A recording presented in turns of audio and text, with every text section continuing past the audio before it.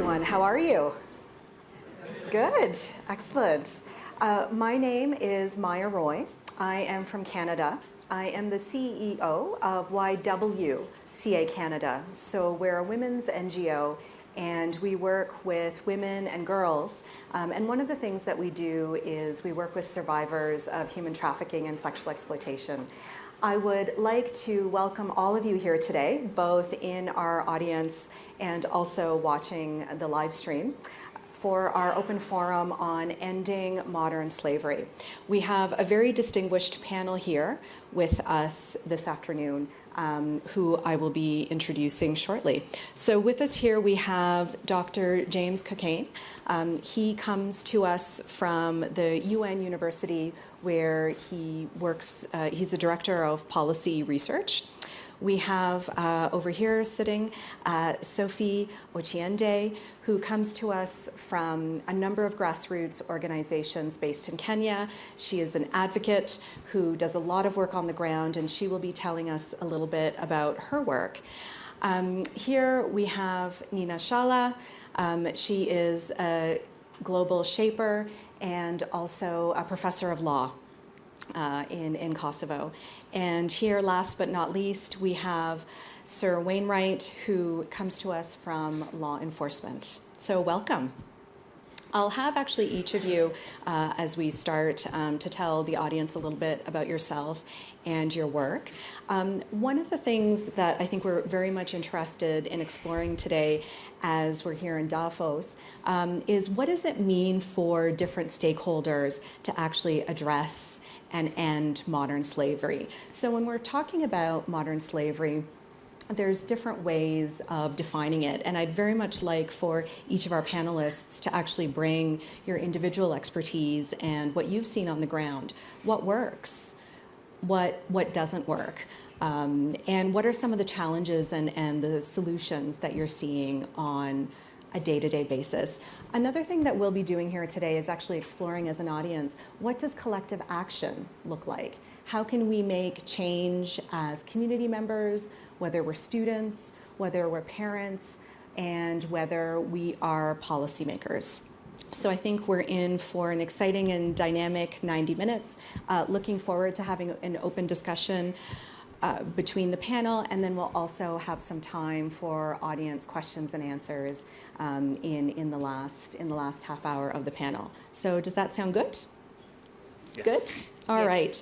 One of the things that I wanted to do is actually get the audience a little bit involved and actually talk a little bit about, you know, when we're talking about modern slavery, what does that mean? What does that look like? So the ILO, what they estimate, as we saw in the video earlier, that there's anywhere upwards of 40 million people on any given day who are either engaged in forced labor or who have experienced forced marriage. So to take us through some of those stats, I'd actually like for us to do a little bit of an exercise, and you're going to help me. So don't worry, it's very easy. All you have to do is stand up. So if I could please ask the audience to stand up. If you can help me as well. Participate. Yes, thank you. Start. I know, I promise, there's only 2 audience participation moments, but they're very, very easy. So we have 4 people here on the panel, and we have about 8 to 10 in each audience row. For every 4 people, I would like 1 person to sit down. So out of our panel here, I would like 1 person to sit down. Who needs the rest? And how about over here? Can you sort of look amongst yourselves and see? Within every 4 people, have 1 sit down.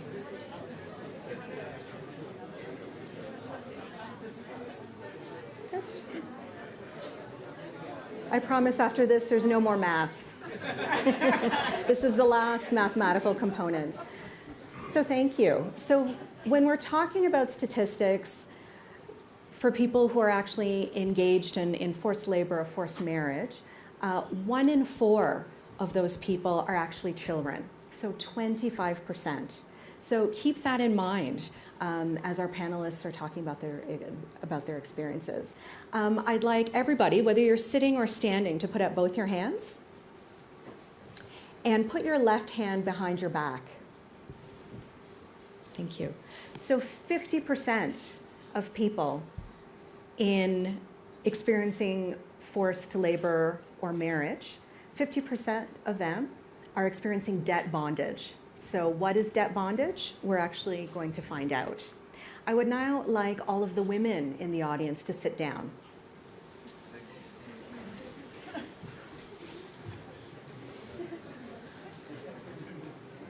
So just a little exercise to demonstrate. When we're talking about people actually experiencing this day to day and experiencing the impact and the abuse of power, 70% of them are women and girls. So there's a very gendered aspect to this work that we're actually also going to be touching on. And you can also see how few people are still left standing from this huge audience here. And you can really get a sense of the scope of erasure that we see that happens with modern slavery. So when we're talking about modern slavery, one of the things I'd like for you to think about as an audience, it's very much about who has power, who doesn't have power, and if they don't have that power, who benefits from that power imbalance that our four panelists are going to be speaking about. So thank you very much for bearing with me. Please have a seat. So I'm going to throw it over. We talked a little bit about the statistics. One of the things, Dr. Cockayne, that you have an expertise is around mining big data and the importance of data to point us towards evidence-based solutions around addressing some of the issues we'll be talking about today. So over to you. Well, thank you, Maya, and thank you, everybody, for coming and being here today. It's a pleasure to be here with such a distinguished panel and with all of you to talk about how we can all go about ending modern slavery and what role we all have in achieving that. I'm so glad you started, Maya, with this exercise of giving people a sense of the scale of the problem and how it's distributed. So we saw a number at the beginning. The ILO, the International Labour Organization, estimates that there are about 40 million people in modern slavery worldwide. So that's about 1 in every 185 to 200 people. I think there are roughly 250, maybe 300 people watching in this hall and in an adjacent room. If you think about that, what that means and what we mean by modern slavery is that essentially we would treat one person or 1.5 people out of all of you as though we owned you. So when everybody else leaves at the end of this lovely panel, whether that person left would depend on whoever is exploiting them, what that person said, for example. This is all about exploitation of vulnerable people. And I'm so glad, Maya, you started with this point about power. People may be vulnerable all over the world for a range of different reasons, and we'll have a look in a minute at what we know about who is vulnerable and why. But I just wanted to start with that number, 1 in 100 every 185. If we think about the scale of the problem, that's pretty significant. Now, a few years ago, every country on Earth, 193 countries, agreed to take steps to try and bring that number to 0 by the end of 2030. So just a little bit more mathematics. If we divide the 40 million by the number of days left between now and the end of 2030, it means we would need to reduce the number of people affected by 10,000 every single day between now and the end of 2030. So you're probably going to next ask me, you're thinking, well, okay, is that a big number? Is that a small number? How are we doing at the moment?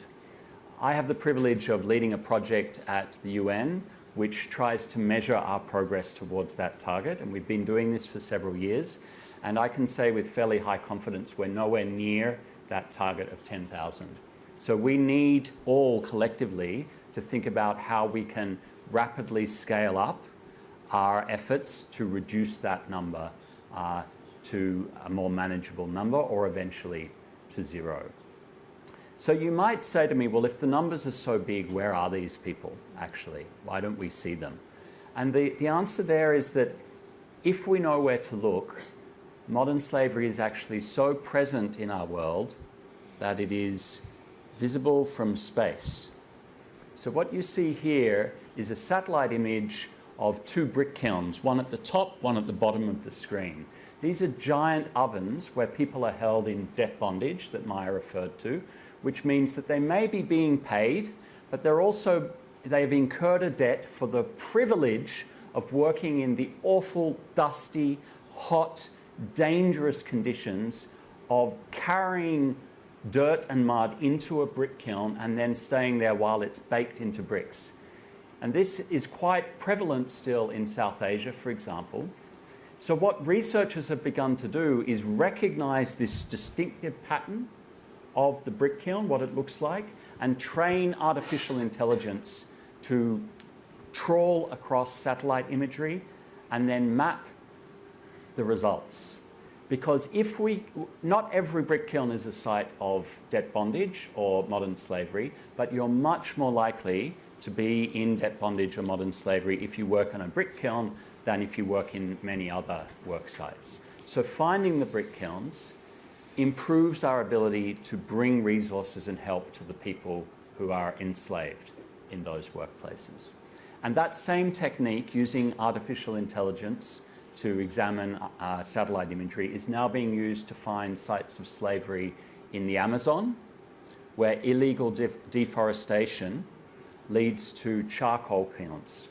Those charcoal kilns make pig iron that is then used to make steel that goes, for example, into cars. So maybe some of the cars, when you go out the door, maybe they've been manufactured in part with slavery.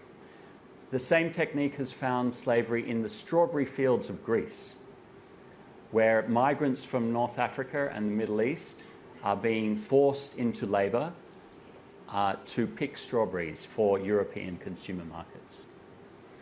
That's the reality of our global markets today, that often right at the bottom of the supply chain or the value chain, there are people who are being forced to take risks, forced to labour in ways that they otherwise wouldn't want to. So let's go back up to the macro level. Where is the biggest problem? Well, the best data we have is from the International Labour Organization, and you see it here. And you'll notice it's at a regional level, not at a country level, because the best data we have, the most rigorous that's available worldwide, gives us regional outcomes. Now, the highest rate of modern slavery is in Africa and Asia Pacific, and that's why they're darkest. And by modern slavery here, we mean forced labour, including forced labour in the sex trade, but also in other trades, and forced marriage. If we take forced marriage out of the picture for a moment and focus only on the forced labour, that's what the bubbles represent. And you'll see there that the largest bubble is actually in the Asia Pacific. That's the picture for adults. What about for children, who Maya helpfully emphasised at the beginning? Well, this is the prevalence rate by region for children. 152 million children are in child labour worldwide, often in the same kinds of industries we talked about, or, for example, in mining mica, the glitter that goes into glittery car paint, or indeed perhaps into some of your cosmetics. Let's go back to bricks and mortar for a second. If I can get the video to work, what you're seeing here is a visualization of the growth of cities in the last few decades. You'll notice how much they grow, particularly in Asia Pacific. In China in the last 40 years, more people have moved to cities than live in cities in all of Europe. Now, that rapid urbanization, of course, has a massive ecological footprint, but it also has a significant modern slavery footprint. Because urbanization means construction, and construction means demand for low-skilled workers, particularly men. So people are drawn to these jobs from the countryside or across borders, and as a result, they're very vulnerable along the way, vulnerable to corrupt officials who are forcing them to pay bribes to cross borders, corrupt labour brokers, and criminal employers. So construction is 13% of the global economy, but it's 18% of the world's modern slavery problem, by the best estimates. Now, urbanization is not all a bad story. If you move to a city, your life expectancy improves, in part because your income improves and probably your consumption improves. But in fact, consumption also leads to new modern slavery risks. Let's have a look at an example of this. So this is a visualization of the global trade in fish. The fish trade is worth about $1.4 billion worldwide. Every dot, every single dot in this visualization is $1 million of fish being traded. And you'll see, again, that's grown a lot in the last few decades, in particular exports from the Asia Pacific. We now have about 4.6 million vessels fishing for us worldwide. Fishing for us, and I would emphasize fishing for our cats and dogs, because often that fish, for example, goes into our pet food. Many of those people are fishing far away from the shore in very isolated, harsh and dangerous conditions. Many of them are migrants. So in agriculture and fishing worldwide, we see annually 1.8 million cases of forced labor and modern slavery. So if you're eating seafood tonight, or if you're feeding your animal pet food, just have a think about where that came from and whether it's slavery free. Another good example is the palm oil trade. Many of you may not have heard of palm oil, but it's actually very ubiquitous. It's a product used in everything these days, from shampoo to chocolate, although I don't know if it makes its way into Swiss chocolate. We'd have to ask some locals. The palm oil trade has also grown, you see here, significantly in the last few decades. Palm is grown on plantations where often children are employed and where we see many indications of modern slavery, debt bondage, forced labor. Indications such as people's passports being withheld so that they can't leave when they want to, or their wages being withheld. Concerns about these violations recently led Norway's sovereign wealth fund, its investment fund from the income it gets from petroleum and gas, which is the largest such in the world. It's worth $1 trillion US. It divested from 33 palm oil companies because of concerns about this kind of violation. And also, very soon after that, US banks followed suit and divested from many of those companies as well. So what we see here is that modern slavery is, in a sense, like climate change, a market failure. With climate change, we are not correctly pricing our production because we're not taking into account the effects of that carbon on our lives and on the economy in the long term. There's a lot of discussion of that here in Davos this week. Same story with modern slavery. We're not correctly pricing these labor practices. We think that the costs fall all on the people at the bottom end of our supply chains. Not true. Recent UK government research suggests the cost in the UK just to the public purse is £330,000, about $400,000, give or take. Just the direct costs. So looking after these people, prosecuting their exploiters, healthcare. We're not even talking about the loss to the economy from the fact that during their exploitation, these people aren't saving. They're not out on the high street purchasing jeans like you or me. They're not participating as active agents. So the true cost to all of us is actually quite big. The UK government thinks they have about 13,000 people in modern slavery in the UK. £330,000 per person. Immediately you see, back to the maths, I'm sorry to say, very big numbers involved here that we're not pricing into the way we organise our production, our consumption, our investment and our lending. And that's why we all need to be thinking about what our role is when we're buying the pet food, when we're putting our money in a pension fund. Where is that money being invested? Are we unwittingly supporting practices that lead to modern slavery and human trafficking? Wonderful, thank you. That was an excellent presentation.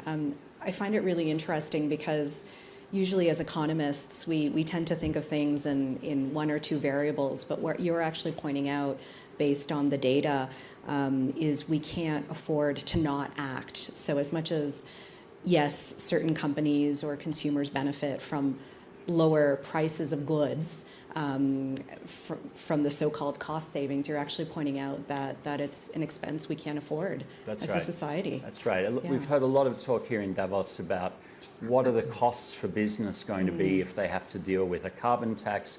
What would the costs be if they had to, really look down to the 13th or 14th tier of the supply chain and find these risky practices? That's the wrong question. The question we should be asking is, what price are we paying now, and what price will we pay in the future if we don't make that investment to address these issues before they arise? Wonderful, thank you. So in terms of moving on in the theme of asking tough questions, I was very pleased to be able to speak with Sophie Otiende, who's done a lot of work as an advocate with HEART, which is Awareness Against Human Trafficking, and she is also the incoming Africa Region Operations Manager for Liberty Shared. Sophie, when I went on the HEART website yesterday, I was very impressed with the level of research and resources. And what really struck me was the toolkit that I saw around how to recognize modern slavery and trafficking on the ground. In terms of your work and your experience, we started with the big picture, the global statistics.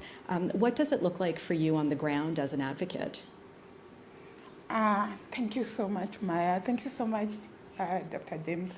It's always interesting to hear those numbers from like a big level, and then to think about like at my level, those numbers actually mean faces. So when you say 40 million, I can recognize different faces that I can attach to different industries. So I think for me the most important thing, again, and I'm glad you spoke about like the cost. And for me, it's always, as a survivor, as an advocate, it always breaks my heart when I hear that the only way we can get people to care is once we start thinking about the money. Like who's losing money, who's not, who's losing money, who's gaining money. And it just shows how much we don't care, for lack of a better word, how much we don't care about like the human element of this, because people are suffering, lives are being lost. If you think about the trauma that people go through, and there's the money that businesses, there's the money that government lose, but there's the pain of recovery, which those of us in frontline work have to constantly deal with. And I think for me, it's to think about, not just right now, but to think about also historically. The truth is, we live in a world which was built on people suffering. And we've sort of come up with a system where for us to get better things, there has to be a human cost, there has to be people who pay a price. And it's people. Lives have to be lost so that other people enjoy. And for me, it's so unfortunate, because the ethics of this at a human level is so sad. A child in Africa has to die so that someone has a mobile phone. A child in Asia has to die so that you put on the next fancy dress. So for me, that's sad. At a grassroots level, half the time when people talk about like survivors and talk about like victims of trafficking, there's this othering where we see them as apart from us rather than one of us. And I'm glad that you actually did that exercise, because the people that suffer, the people that pay the price, are human beings. They have the same desires to wake up in the morning and just take care of their families. But what ends up happening is that someone is actually deceived and they end up in a situation that they are. For me, we can't talk about, I can't emphasize that we've created an ecosystem that basically requires the blood of people to be shed for us to survive. So it's survival for the fittest.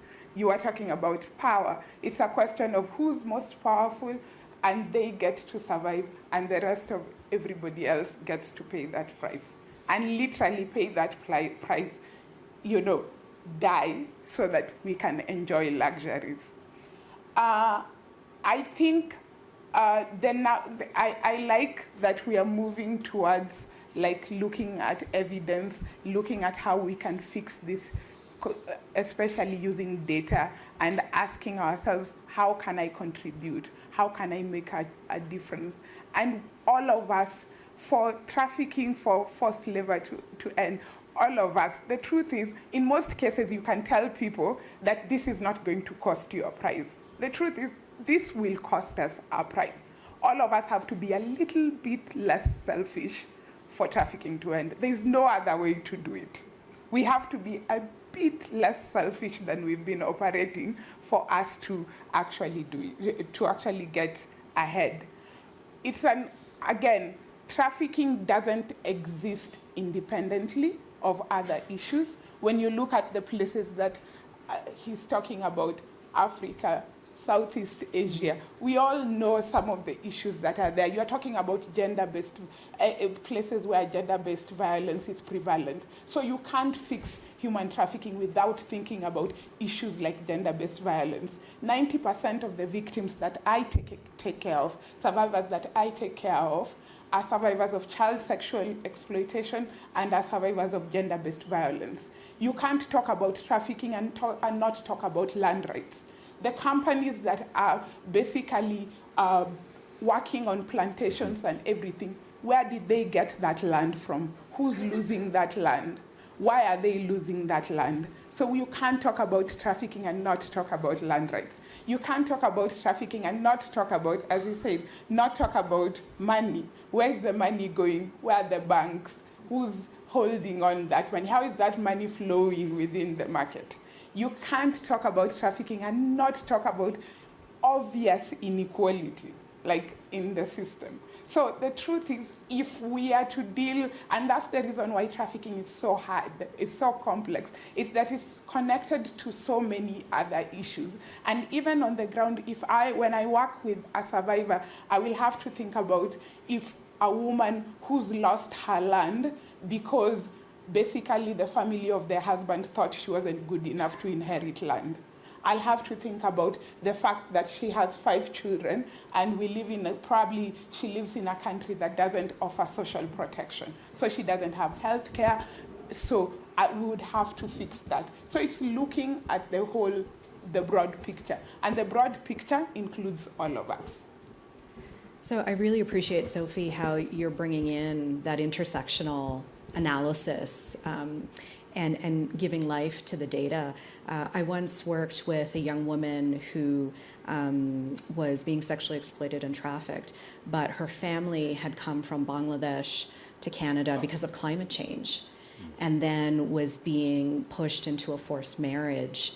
And you could see how that structural poverty, the migration, falling through the cracks of the Canadian system and the immigration system, how all of those layers added on to what ended up to be just the gross human rights violations.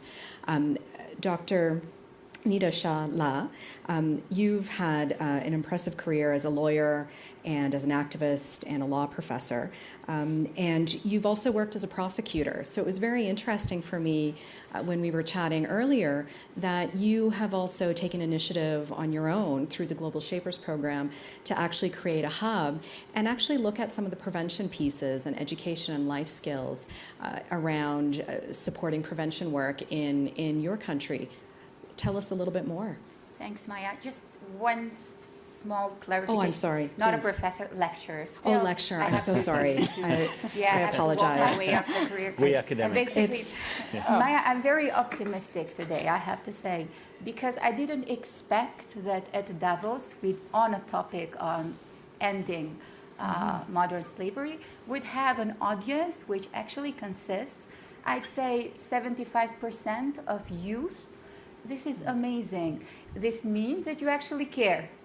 I can tell because my background is I was born in Pristina. And you know Pristina and Kosovo, most certainly. You've heard about the war in the Balkans. So when I was 10, my family was forcefully deported from the country. And I grew up in Tirana. I've had the chance actually to study in good universities, to get a good education, to work internationally, to work in international organizations. But I felt the necessity to go back to my country and to see if I can actually change things or improve something. So you've heard most certainly about the network of the Global Shapers. And the Global Shapers is actually youth who is actively engaged to promote positive things or to address pressing issues in our community, in whichever communities they live. So I returned back to Tirana as an advisor to the Minister of Interior. I worked there for a year and noticed the huge problems of youth in the country. I mean, it's not Albania, it's not just Kosovo, it's Western Balkans in general. So if one looks at the statistics, there's around roughly 50% of the population is actually youth. However, around 25% of youth is inactive. So it's out of the education system, out of the employment system, it's out of the spectrum of the data as well. So what I felt that modern slavery, I think that what we need to look at when we talk about modern slavery is actually to go to the root causes of it. Yeah. And if we see the root causes, modern slavery breeds on poverty, breeds on discrimination, breeds on persons without possibilities actually to be active citizens or to be part of a society. So that's why that's one of the reasons why I decided to found the Global Shapers community in Tirana and bring together young Albanians who were interested in discussing these hard topics, because this is not a simple topic. This is not something that can be solved very easily, just like issues of unemployment, just like issues of poverty, just all like issues of inclusion and equality, for which we've been talking a lot over these days here.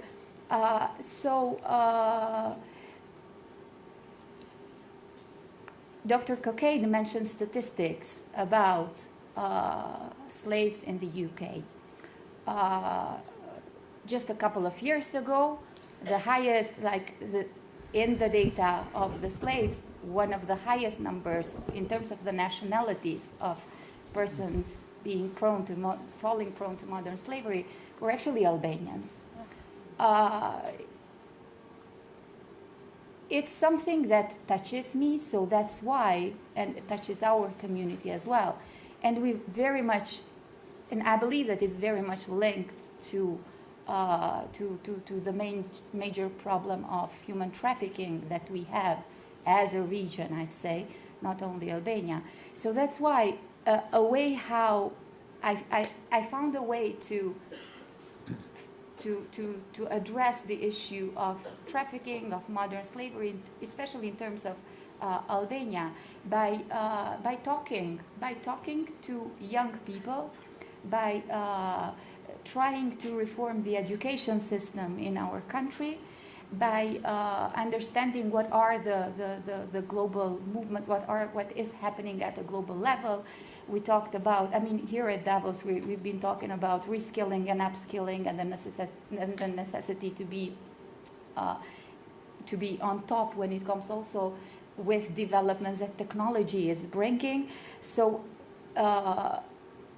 what I've been basically doing this last couple of months, we've been actually holding trainings and holding discussions with kids in schools, and we don't have statistic data. We don't know exactly how much we are really affecting or how much, but I believe that starting from the bottom and working at the community level, by raising awareness, by increasing visibility about the phenomenon just by talking about it, and by giving skills which maybe will be helpful to young people to get into the workforce, can be actually a way to play a role in tackling such a huge problem.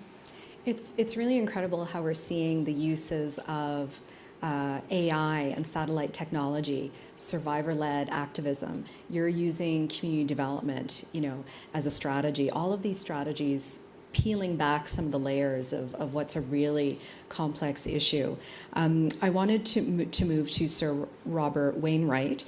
He comes to us as a partner of the firm Deloitte, but also has had a long career in law enforcement through Europol. What were some of the challenges that you saw? I think as a general public, as a layperson, we tend to think of these issues whether it's trafficking or exploitation through films like Taken or whatnot. What were some of the challenges that you saw on the ground and needed policies and interventions? I think the dimension that I saw through most part of my career was how organized crime has really cashed in on this trade and has become, of course, a major feature of the problem.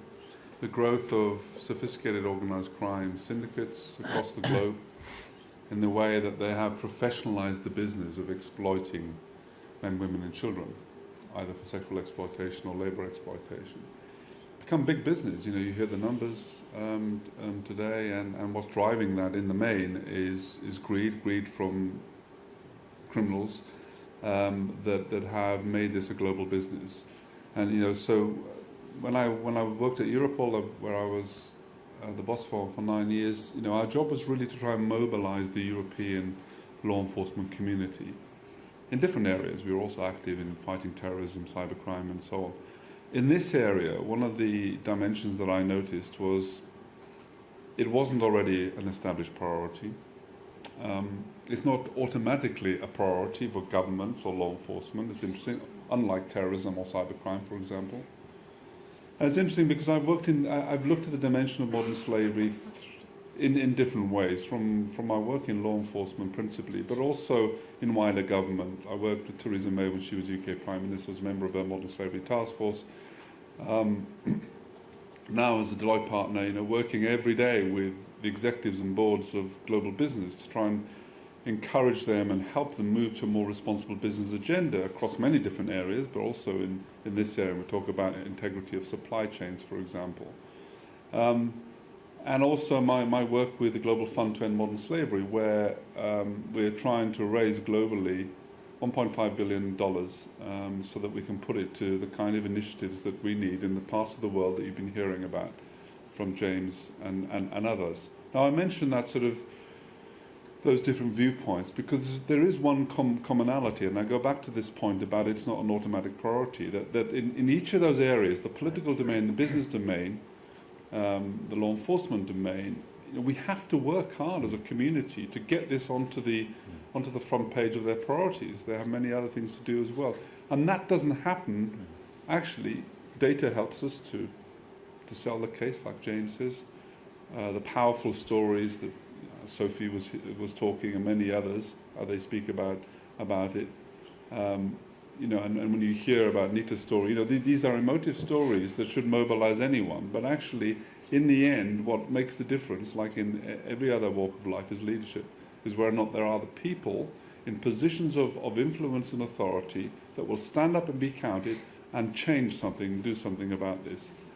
And we had a Modern Slavery Act in the UK, which is imperfect, but actually pretty good, and has become a best practice model around the world, principally because at that time we had a UK Prime Minister who was personally committed to this goal. You have some business leaders, I won't name them, who are personally concerned and taking a stand and doing something to clean up the supply chains, for example, and you have some law enforcement chiefs as well. But they're few and far between, and it doesn't happen without that leadership commitment. And so as a community, we've got to mobilize and help these leaders to stand up and be the ones that will change this forever and reach the goal that James is talking about that we so desperately need to get to by 2030. So when you were talking about that it hasn't been a priority, that really struck me because I would think we have, as a global planet, consensus around some basic ethics and morals, and one of that being that slavery is bad, and that we should be doing something about it. So just a question that I'd like to throw open to the whole panel. What do you think is behind that lack of commitment? Is it a lack of political will? Is it lack of resources? What are your thoughts? Should I jump in? Please. Nina? Well, I think it's partly about emotional distance, that we don't, we look at that map and we think, oh, the problem's in Africa or Southeast Asia. Over there. But it's not, actually, because number one, there's modern slavery in every country on earth. That's what the evidence tells us.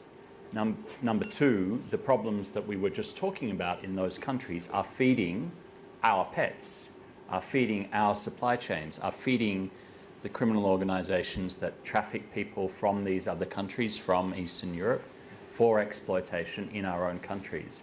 But we've created an ecosystem, as Sophie so eloquently explained, that allows us to keep our emotional distance. It's partly because of the way the supply chain is organised. It's broken up so that the lead firms, the Walmarts, and I don't want to single out Walmart, but anybody who's a lead firm at the top of the supply chain doesn't have necessarily direct legal responsibility or command and control over the person at the bottom of the supply chain. But equally as the consumer, we feel a great emotional distance. And I think that Rob's point about leadership is really crucial here. But we have to work to influence our authorized leaders, but anybody can be a leader.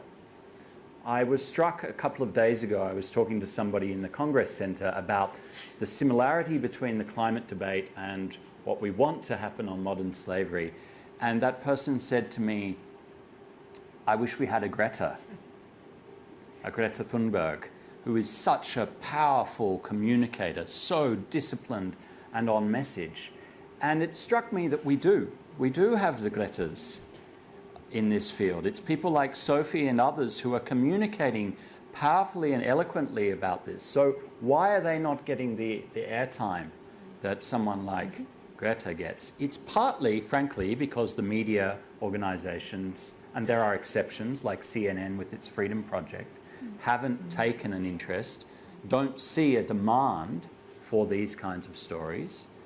But it's also partly because all of us as consumers of those stories are not asking for more stories and not taking the trouble to go and learn the information as we are now beginning to, frankly, on climate.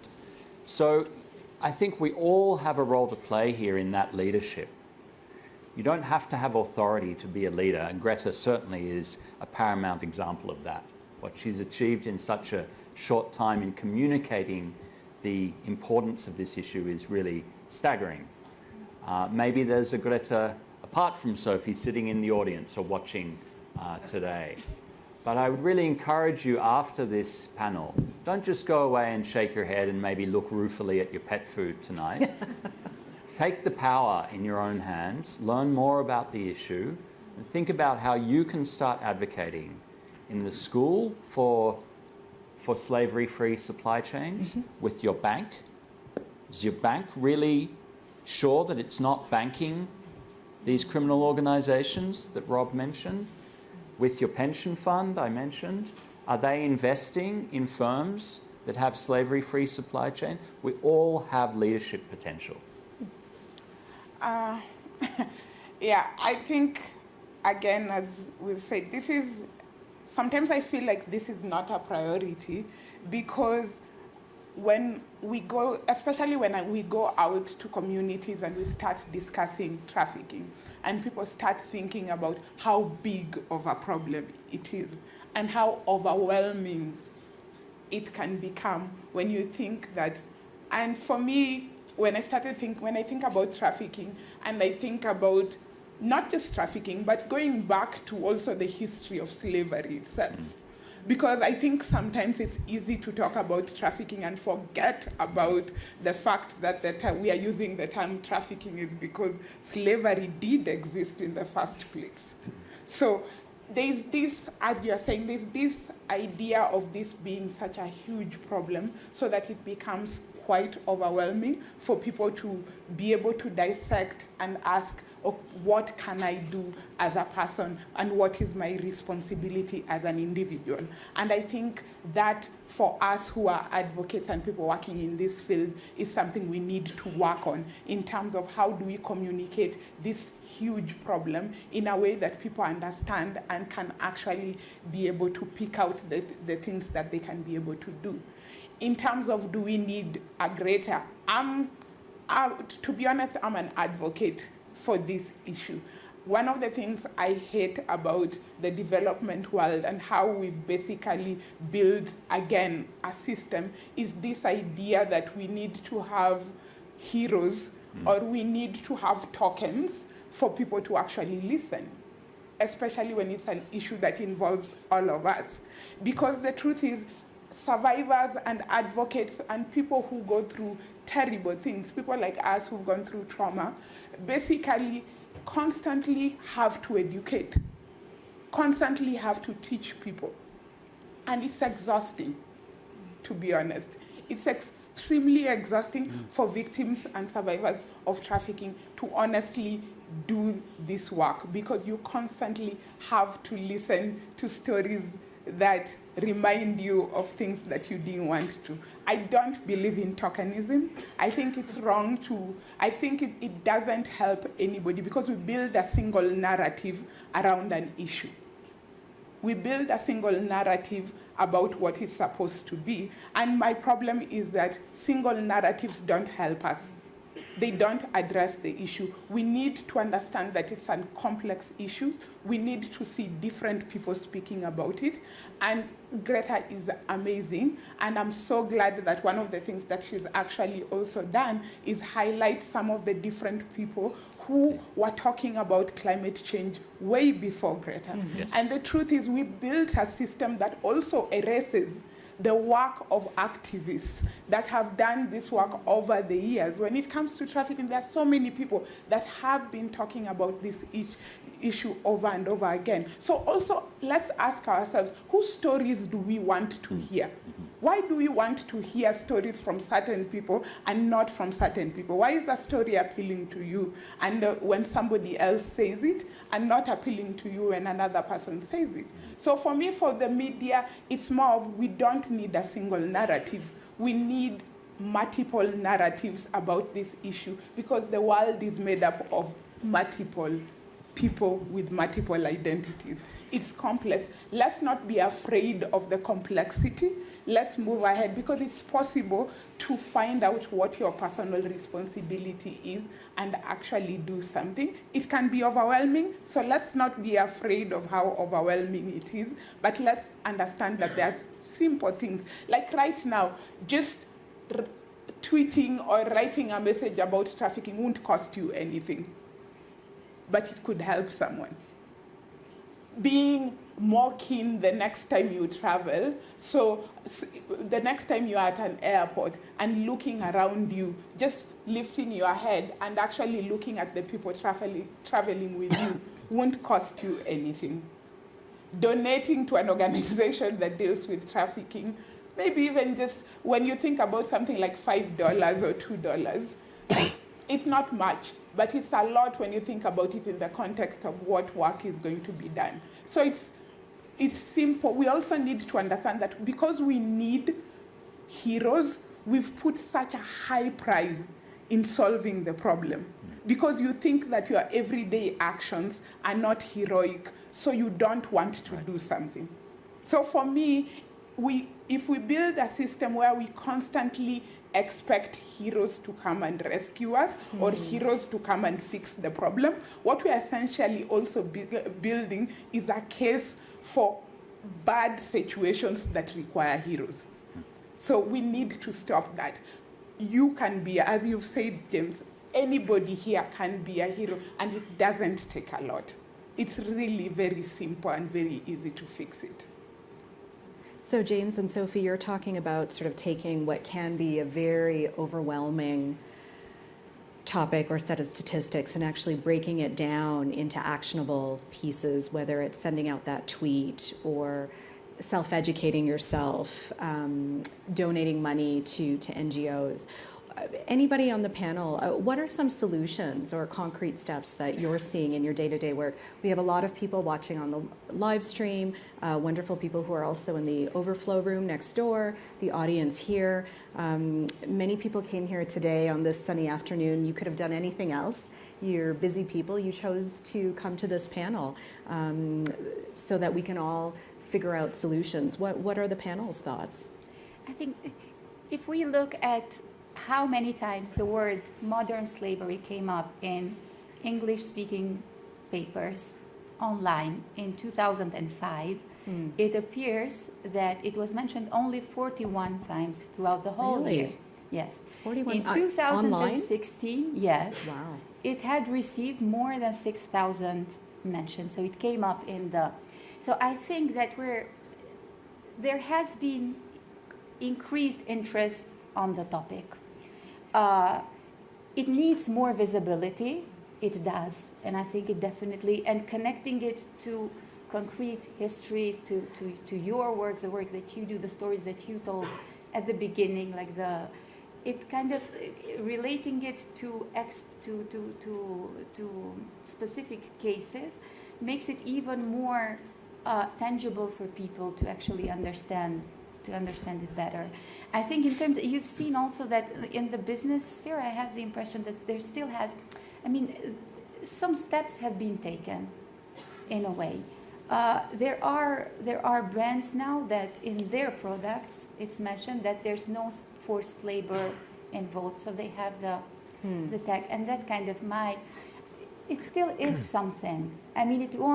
It doesn't solve the whole issue, but I think the more we talk about it, the more panels we have about this topic, the easier it will come, or the more it will increase visibility, it will increase awareness, it will incite young people to discuss about it and maybe seek from their constituents about steps to be taken. It will incite in that way government officials to take steps to solve the issue. So I think it's still there's steps to be taken.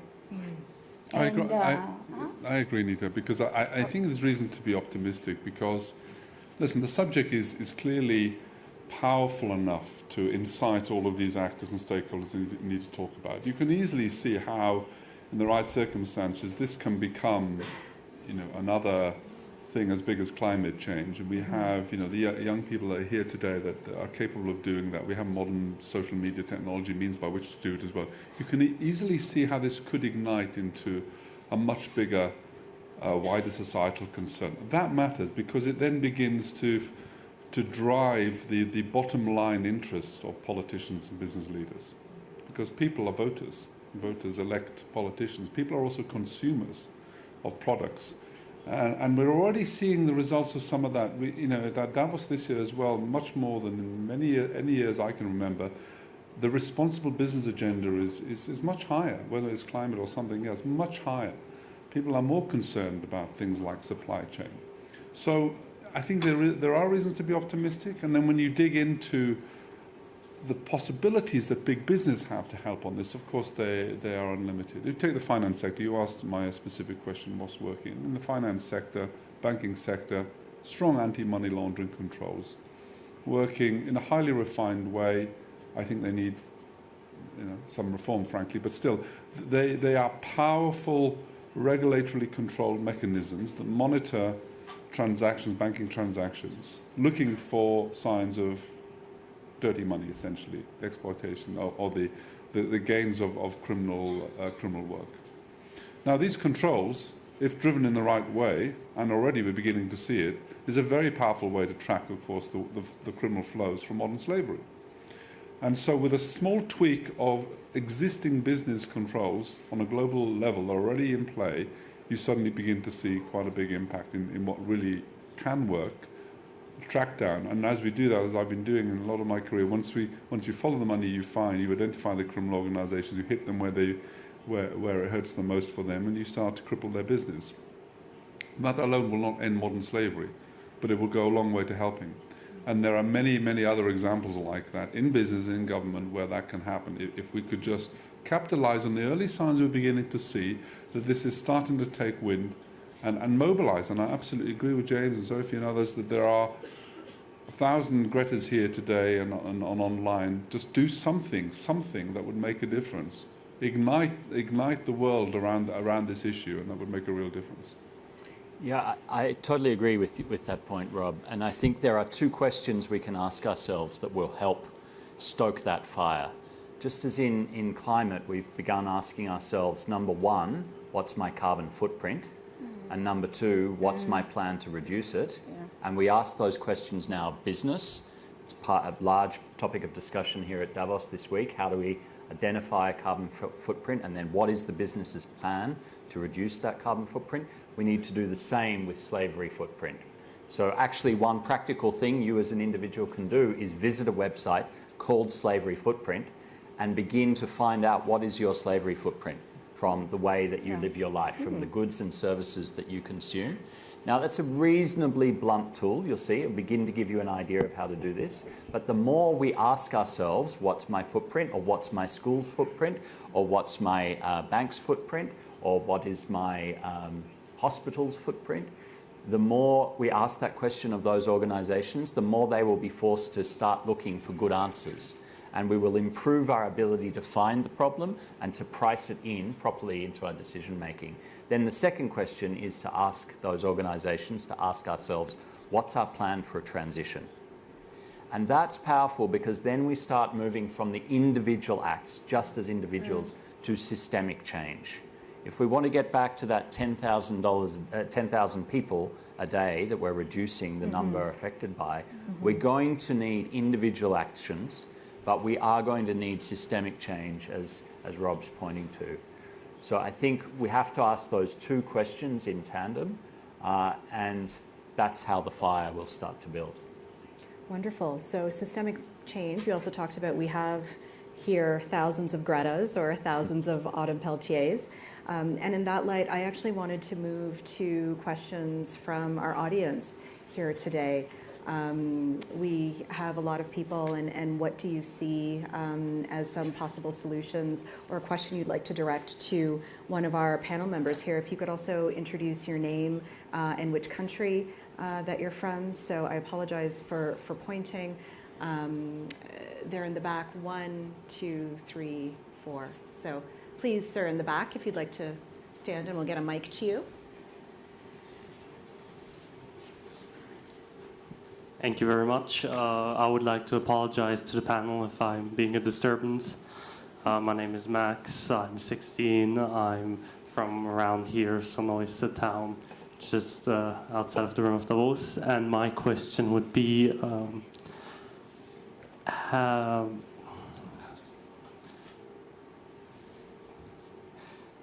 sorry. Take your Okay, time. take your time.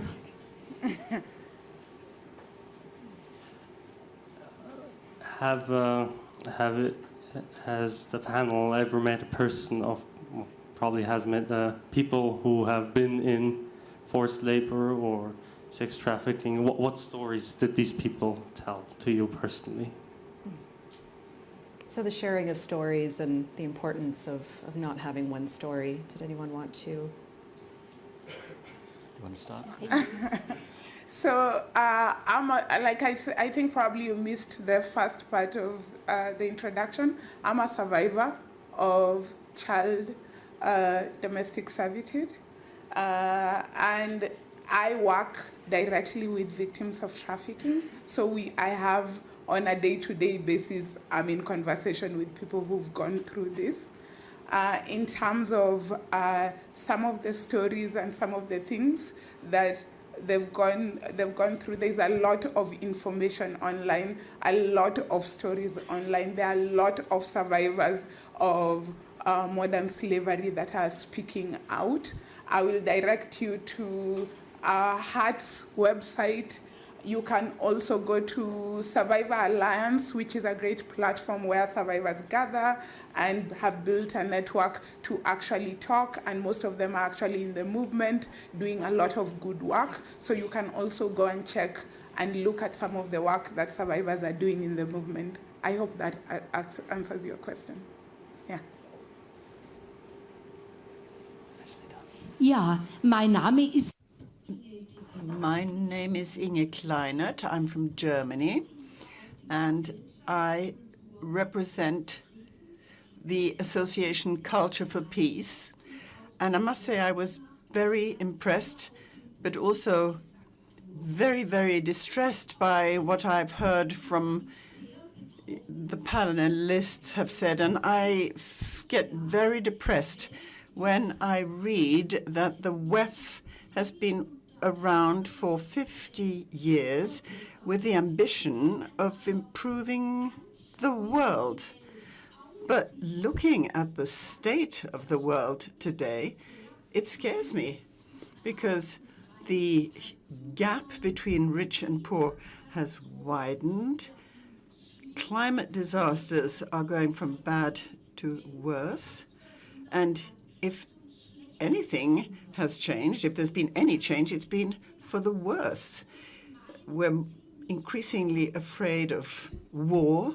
Don't you agree with me that it is really high time for social movements, the peace movement, the climate activists movement, or the human rights movement? Isn't it time for these movements to link up at global level? We cannot rely on the richest people in the world to do anything about all this.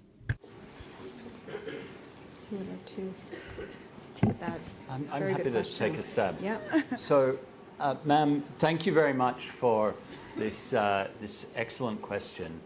I think it's important that we reflect on the challenges that we confront. You explained them very clearly. But it's also important that we reflect on what we've achieved as society globally in recent years. We're all very, very lucky to be alive today, notwithstanding the difficult experiences that some of us may have been through. Our life expectancies are the best that they've ever been in history. Conflict until recently was much less likely to happen than ever before. We've lifted billions, with a B, of people out of poverty, particularly in China, in the last 20 or 30 years. We have terrible problems of income inequality, of gender violence, of structural discrimination, but things are in many instances trending overall in a positive direction. So I don't disagree with you. There are tremendous challenges we have to deal with. If we don't deal with modern slavery, with climate, this good news will not continue. But there are reasons to be optimistic. We have learned as a society how to regulate ourselves without going to war. We have learned how to cooperate. We have learned how to recognize that there are other stakeholders than just shareholders, that the planet is a stakeholder in our political and economic systems. We have a youth movement that has sprung up internationally that is saying it's not good enough to ignore the environment. It's not good enough to plan for divestment from fossil fuels by 2050, because then we'll be out of control environmentally. So there's a lot we have to deal with, but I'm actually more glass half full than glass half empty. Oh, here, I can give you some more.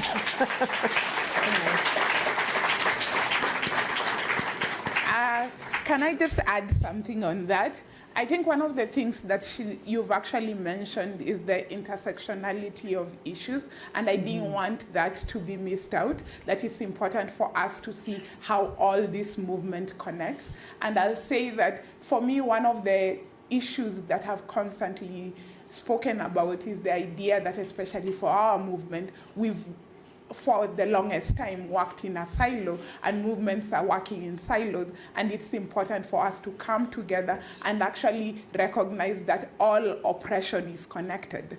All forms of violence, abuse are connected, and they come from one face. And you've mentioned that, and I think that is extremely important in our next wave of social movement and social change, that we all come together and recognize that if one person is not okay, then all of us shouldn't be okay. So we should come together and basically put together our voices to address these issues. So I totally agree with you in the idea that there's an intersectionality that has been missed out in the past, and that moving on into the future, that is something that we need to work towards.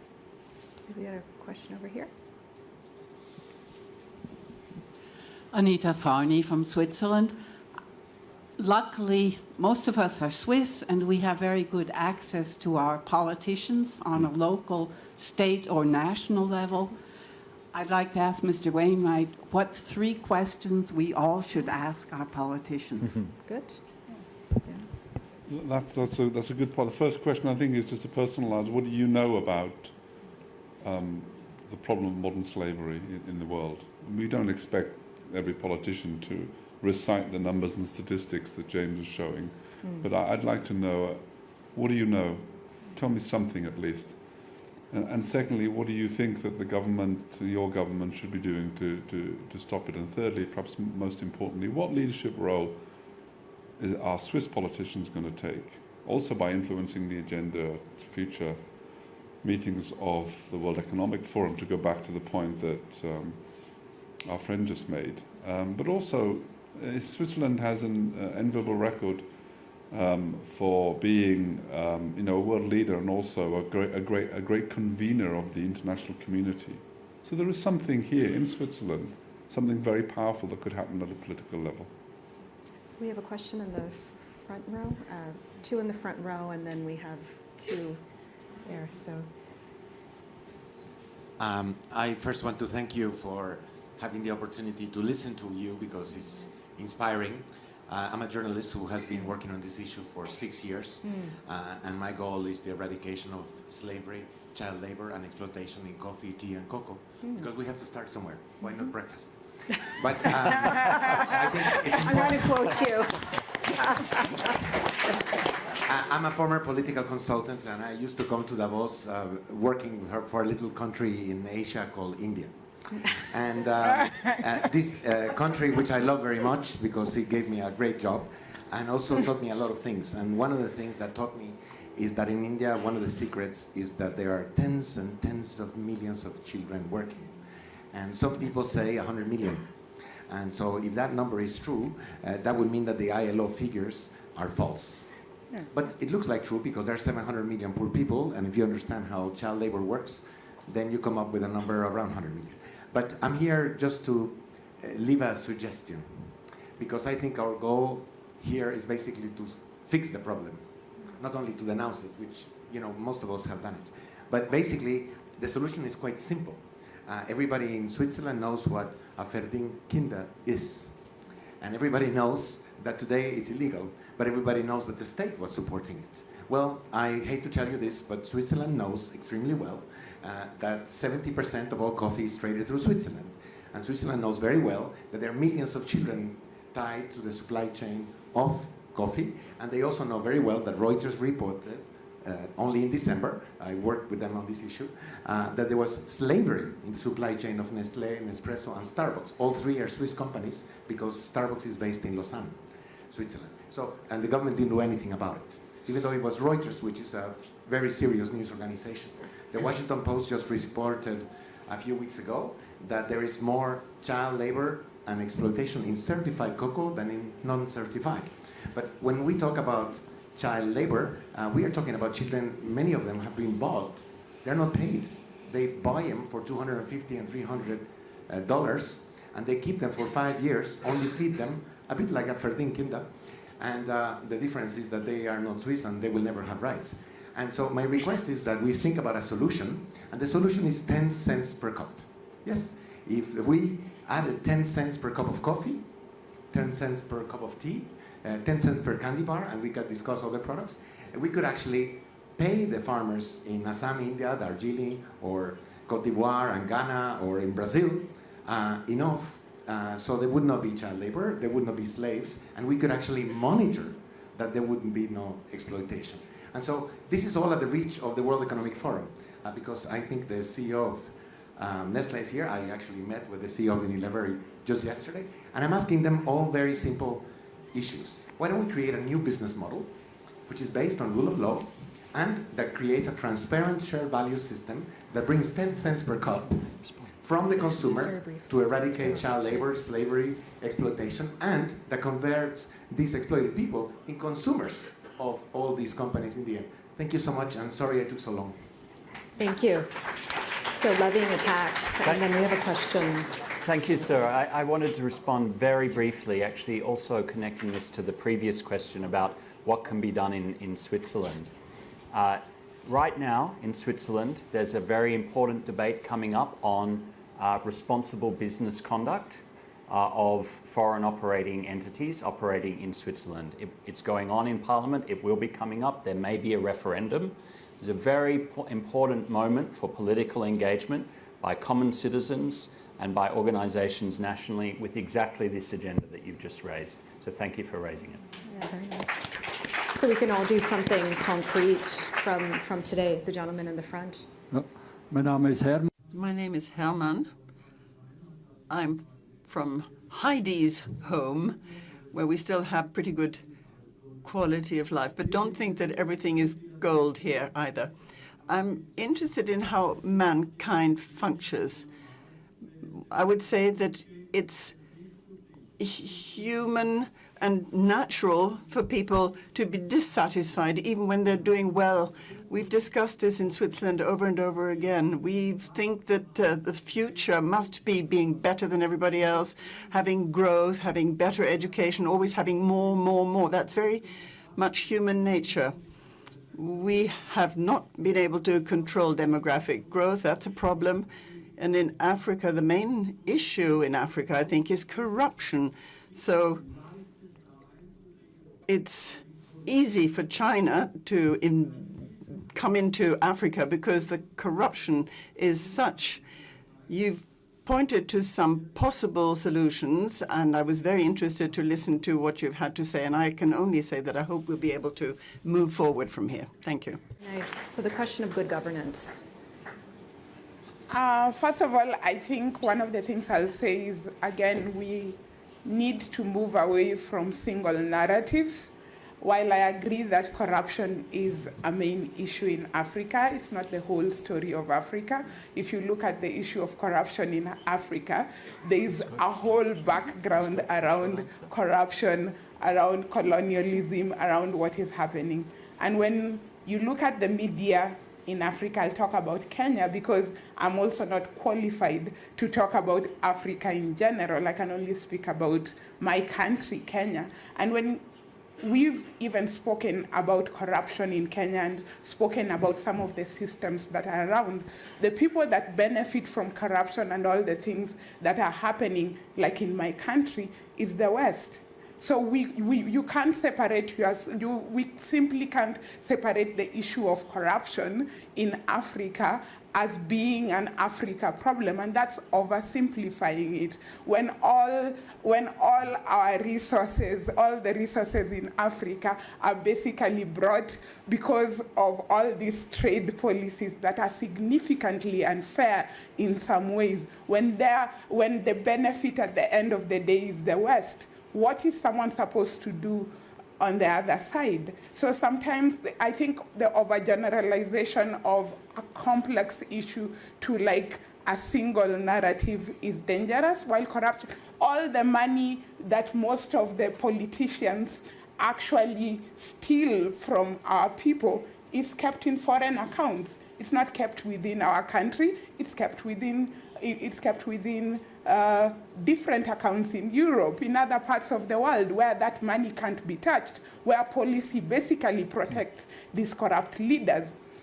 Our ministers and our government when they come when they're sick, the reason why they're not focused on building strong social protection system is because they can easily fly to Switzerland and to Europe and to any other country and get great medical cover, while someone like me who basically wants to travel and talk about human trafficking will be stopped at every single border because I look a certain way. So we can't, again, generalize the problems of Africa or the problems of a country like Kenya as corruption, because I feel like sometimes we simplify things like some of the issues that Africa faces into these boxes so that we are disconnected from it. I think this panel has been very great at actually showing how all of us are connected to the problems that Africa and Asia is facing.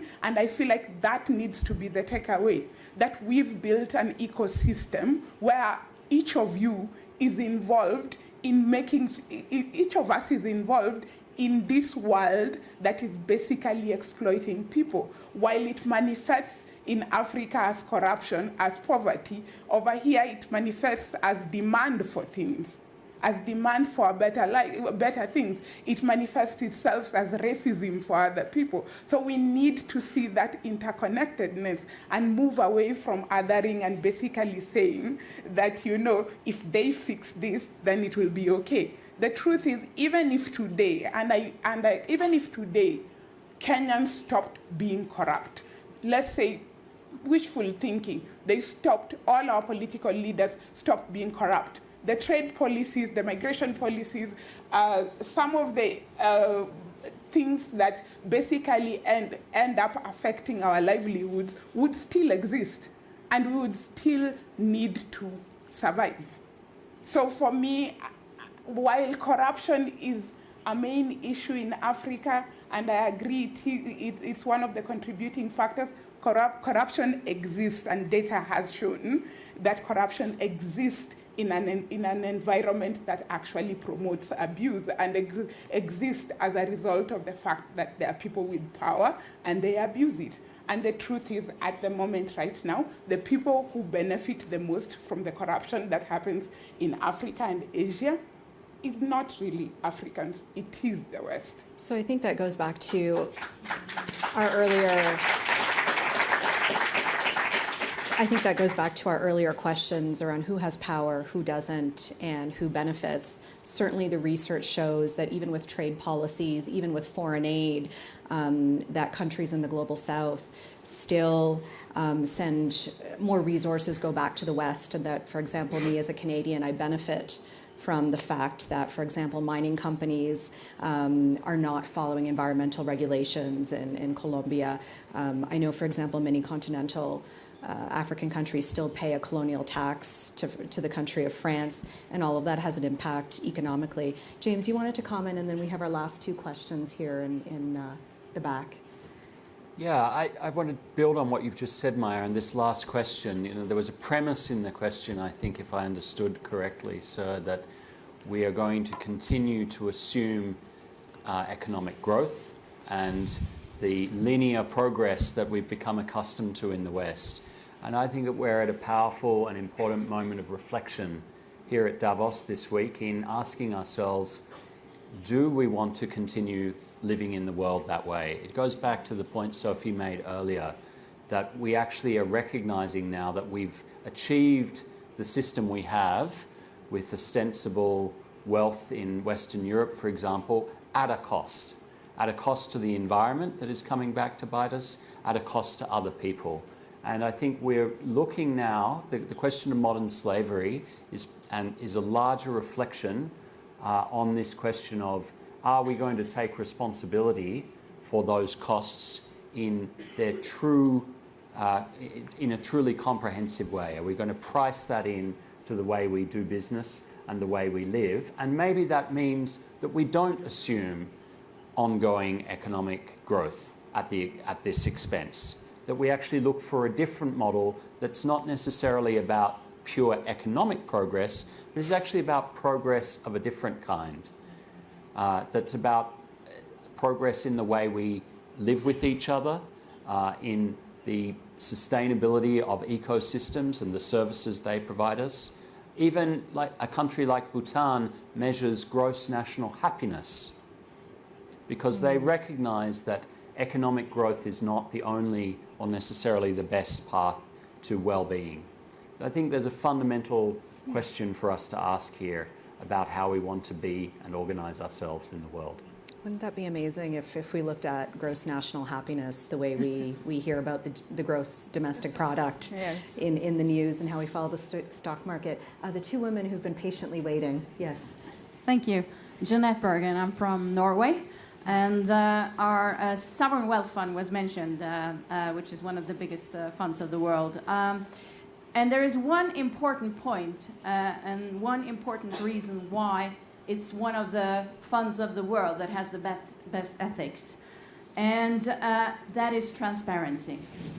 Transparency about where sovereign wealth funds, where pension funds, where banks are invested is crucial to solve the problems of the world and the challenges. Information empowers people, it empowers society, and it creates competence. That's why Norway is very at the forefront of responsible business conduct and responsible investments.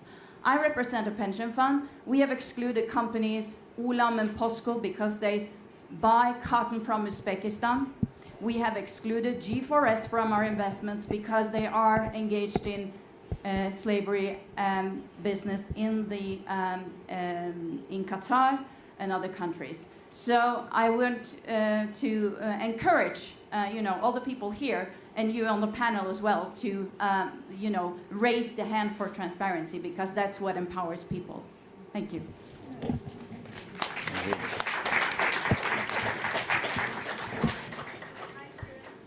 A colleague of Jeanette. I have a question to you, Dr. Cockayne.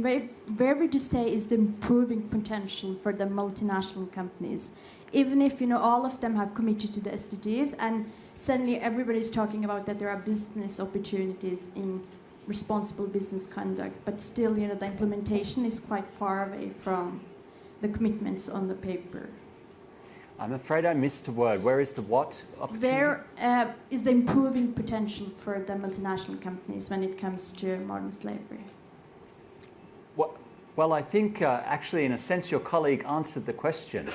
I go back to what I said earlier, that the first question we have to ask ourselves is, what is my slavery footprint? And that's a question that many businesses are being required now to ask in some jurisdictions. There's disclosure legislation in place in the UK, in Australia, in Canada, to some extent in France. It's part of what's being discussed here in the Swiss Parliament. If we require, whether as shareholders or as government regulators, companies to ask, what is my footprint? That brings us to the whole question of transparency and empowering people who control the businesses to take the steps to address them. I just want to applaud the work of your pension fund to focus on this issue. And for anyone else in the audience watching or here who's in that sector, there are ideas and examples of this kind of good practice at fastinitiative.org, Finance Against Slavery and Trafficking. It includes actually an interactive tool for allowing you to ask exactly that question. What's my risk exposure? What's my slavery footprint as an organization? I think that's the first, understanding the answer to that question is the first step to doing something about it.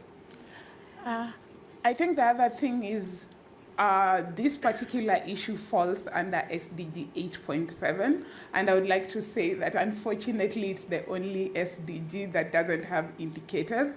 So I know that one of the things that young people and people have basically have really rallied around is the Sustainable Development Goals. And one of the ways that you could actually also contribute is actually going to, start advocating for indicators for SDG 8.7. I know Work Free Foundation is actually working with governments to try and see if they can develop some indicators for that particular SDG to help us track progress so that we can be able to hold ourselves accountable.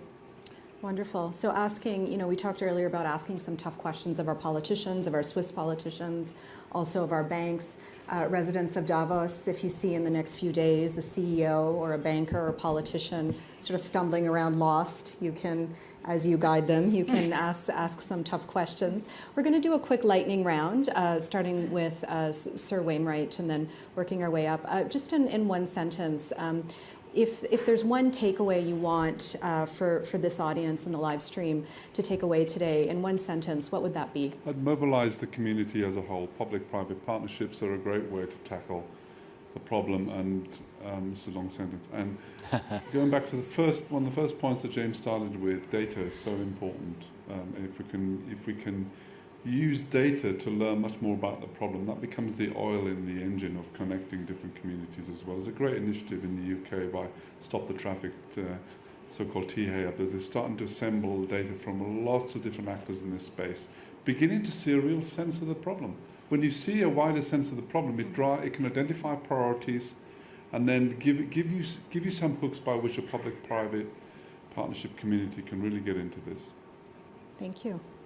Yeah, I think I'd agree with my comment would be along the same lines, and in my opinion is important to bring visibility and to kind of, the more we talk about the issue, the more important it will be, the more awareness it will raise, the more it will affect the leadership to do something.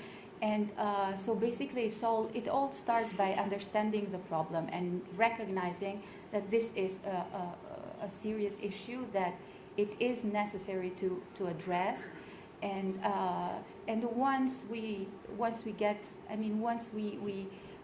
bring it, we raise it up and include it in the agenda, then there may be other initiatives that will follow up actually in terms of providing a solution to the thing. Thank you. I think basically one of the things that has consistently come up in the panel has been the fact that we are all connected. And I know, especially when we are in a forum like this, where we are constantly, as we've said, James said, we are constantly talking about economics, and we are constantly talking about money. I think for me, it's understanding that we are all connected, and the money and the data and all these things basically represents people. And at the end of the day, we want to build a world where people thrive. They don't necessarily survive, they actually thrive. And we sort of have to ask ourselves what that looks like for all of us. I think we haven't really been great at doing that because essentially we've left other people to pay the cost of all of us thriving. And I hope that we can be more conscious in ensuring that all of us thrive. Because when one person hurts, all of us hurt, even if we are not feeling it right now. As we've seen with climate change, eventually it will come on your door. So let's fix it right now. It's very hard to say anything after that, but I think that the key thing that Sophie points to is empathy.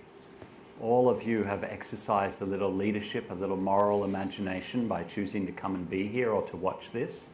And if there's one thing I could ask you to do when you leave, it's simply to keep caring. Keep thinking about the people that we've been talking about today. It doesn't cost you anything to care. It doesn't cost you anything to act in your daily life from that place of care. And you know what? You might actually find that it makes you feel a lot better about the world. Mm.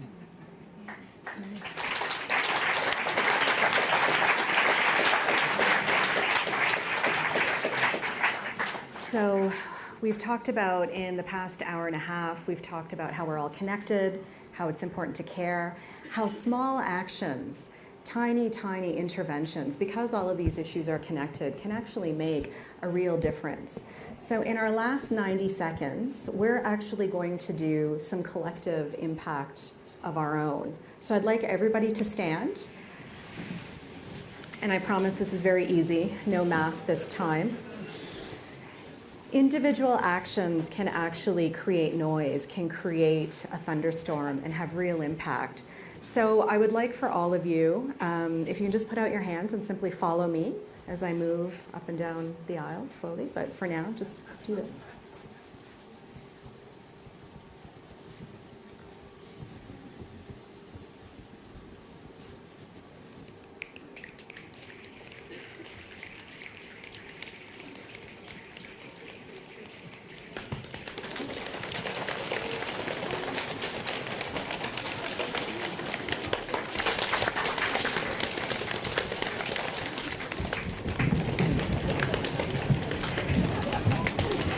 And there you go. You have made a thunderstorm. So each one of our tiny, tiny actions actually can create an impact. I'd like to thank my panelists this afternoon, and thank you to everybody who came out and to everybody who watched at home. Thank you.